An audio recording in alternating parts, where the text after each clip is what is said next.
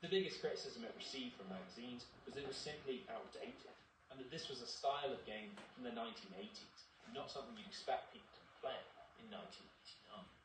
That very same year, Squaresoft would put out Chrono Cross and Final Fantasy VIII. Nintendo would release Donkey Kong 64 and Pokemon Gold and Silver, and Konami's own team design doesn't really change just because you can take an extra hit. The werewolf boss, for example, is a notorious wall that causes people to give up.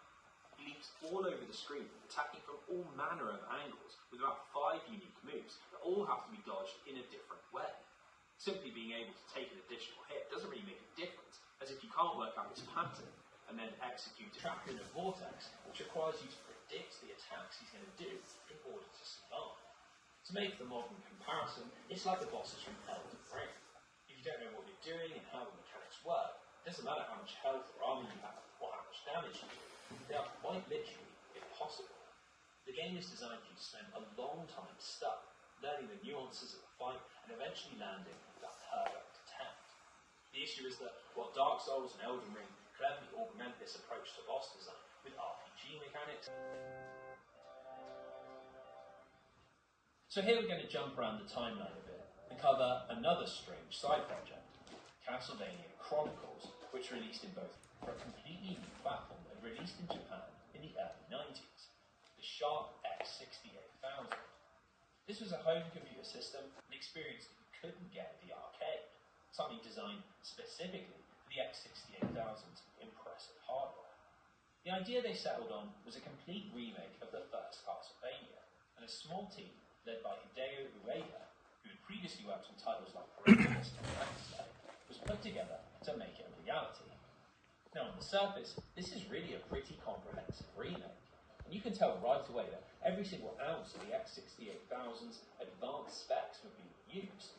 Sprites, backgrounds, and animations are all dramatically more detailed than their NES counterparts, and the game is positively stuffed full of little graphical effects that were only possible on this movie hardware. There are enemies now made up of particles and environments that degrade and collapse in real time.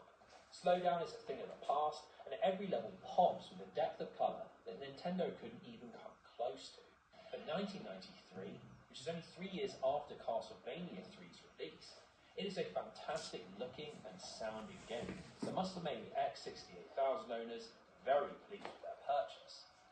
Now the big issue with Akamaju Dracula X68 is that it is fucking hard, as in it is easily the most difficult game in the entire. Difficulty was the #1 complaint from buyers, and he speculates that they may well have overestimated the appetite for punishing skill-based gameplay. The clock tower is the perfect snippet to illustrate this. It's full of floating and grounded enemies, tricky jumps that can completely reset the progress, and these gears that drop out of the background, which are impossible to see coming. I don't know how anyone could beat it first time round, and the sheer frustration of being knocked all the way to the bottom is absolutely not matched by the relief of getting to the top. You might think, well, clock tower stages are always pretty tricky, but it's often just random screens where the challenge spikes really hard. In one of the final stages, there's a moment where the castle sets on fire, and the graphics obscure a host of different attacks that come from all directions. It's so difficult to see what's going on that making it through without taking serious damage is a fantasy. It's all the harder because hard drops have been toned right down, and your tools now drops from the original game have been removed. Unfortunately, the herb is a rare drop that can only appear against certain enemies, which means you'll likely never have it, and thus the gameplay ends up being grotesquely weighted against you. If you were amongst the few who have actually seen the end by your own hand, you have my infinite respect. Get out of business and relegate the once mighty Nintendo to a distant second place. Konami needs to keep up their pipeline of games in order to capitalise on all this momentum, and so it was decided that the X68000 version of Castlevania would be ported to the platform and repackaged as Castlevania Chronicles. This is the version that I attempted. It was an attempt to establish him as a more unique, non-Conan clone character.